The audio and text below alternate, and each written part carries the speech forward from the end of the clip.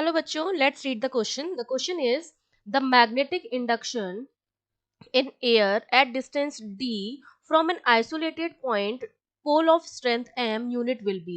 तो magnetic induction कितना होगा किसी डिस्टेंस d पर एक पोल की वजह से जिसकी स्ट्रेंथ हमें m यूनिट गिवन है.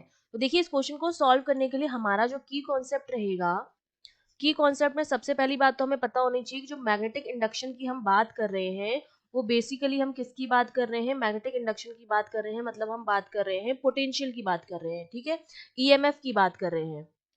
और हम जानते हैं कि जब हम किसी भी बार मैग्नेट की बात करते हैं, सपोज ये बार मैग्नेट है, ये इसका नॉर्थ पोल है, ये साउथ पोल है और ये इसका क्या है, सेंटर है. तो हमारे पास क्या होते हैं, दो इसके साइड होते हैं. एक तो इसकी एक्सिस पर कोई पॉइंट हो सकता है जहां पर हम वैल्यू निकालेंगे. ठीक है, सपोज ये पॉइंट जो है वो P2 है जो इसके एक्सिस पर है, और एक इसके बाइसेक्टर पर मतलब परपेंडिकुलर कोई पॉइंट हो सकता है. ठीक है, इसको हमने P1 नाम दिया. ये वाली जो पोजीशन होती है उसको हम कहते हैं एंड ऑन पोजीशन, जो एक्सिस पर होती है. और जो बाइसेक्टर पर होती है, परपेंडिकुलर होती है, इक्वेटर पर होती है, उसको हम कहते हैं broad side on, broad side on point. ठीक है, और हम जानते हैं कि दोनों पर ही जो वैल्यू होती है, अगर मैं पोटेंशियल की वैल्यू निकालूं V, तो वो आपके पास हो जाएगा mu naught upon 4 pi m upon R square. ये वैल्यू जो होती है वो तो P1 पॉइंट पर होगी. और अगर मैं इसको V1 नाम दे देती हूँ, अगर मैं V2 निकालूं, एंड पर निकालूं, तो वो होती है mu naught upon 4 pi 2m upon R square. ये होती है आपकी P2 पॉइंट पर. ठीक है, तो अब हमसे कहा जा रहा है कि कोई भी हमारे पास इस तरह से एक आइसोलेटेड पॉइंट पोल है और उसकी वजह से हमें किसी डिस्टेंस d पर निकालनी है.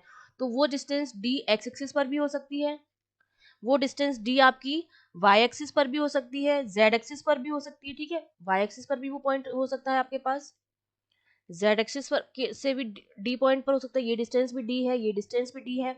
तो और ये हमने मान लिया कि कोई आइसोलेटेड पॉइंट पोल है जिसकी स्ट्रेंथ जो है वो m है. तो इसकी वजह से जब हम निकालेंगे पोटेंशियल, तो हमारा पोटेंशियल जो आएगा v इक्वल्स टू वो म्यू नॉट अपॉन 4 पाई, जो कि एक कांस्टेंट है, m अपॉन आर स्क्वायर आएगा. ठीक है, m अपॉन आर स्क्वायर. यहाँ पर m पोल स्ट्रेंथ है क्योंकि जो कैपिटल M है वो हमारा क्या होता है, मैग्नेटिक मूवमेंट होता है.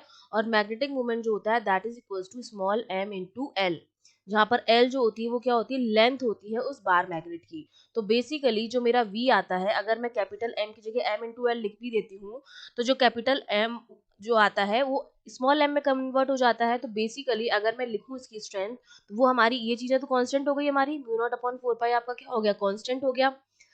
m upon D R square की जगह क्या हो जाएगा, डी स्क्वायर हो जाएगा. तो v मेरा हो जाएगा म्यू नॉट अपॉन 4 पाई, या इसकी जगह मैं सारी वैल्यूज जो भी है उनको एक कांस्टेंट k लिख देती हूँ. ठीक है, तो कांस्टेंट k हो जाएगा, बाकी वैल्यूज. उसके अलावा क्या बचेगा हमारे पास, m अपॉन r की जगह हो जाएगा d का स्क्वायर. तो v जो मेरा आया है वो किस तरह का आया है, m अपॉन डी स्क्वायर के बराबर आया है. तो हमारा सी ऑप्शन जो हो जाएगा वो बिल्कुल करेक्ट हो जाएगा. I hope you understood well. All the best.